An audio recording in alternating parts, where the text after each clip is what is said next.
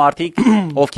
ովքեր այս տատիներին, բաներին, այդ խեղճ մարդկանց, որոնք այս տեղեկատվական տարից չեն, այդ perfect TV-ներով մոլորեցնում են այս ողջ ընթացքում, որ մենք էլ ստիպված գնում մի փորձված պես, այ տատի ջան, չկա տենց բան։ Ալիևին չի չրպել, Թուրքիան չի վառվել, ես իմ արա կատաստրոֆա, ուրեմն այդ դրա հեղինակները այդ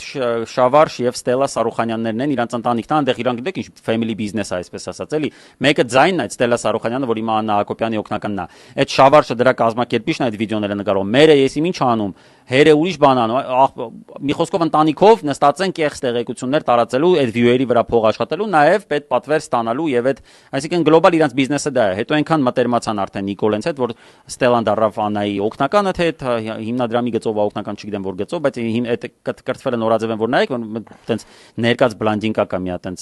այդ Ստելա Սարուխանյանն է։ Հիմա փաստորեն այս նորայրի կարոշչական գործով զբաղվողներ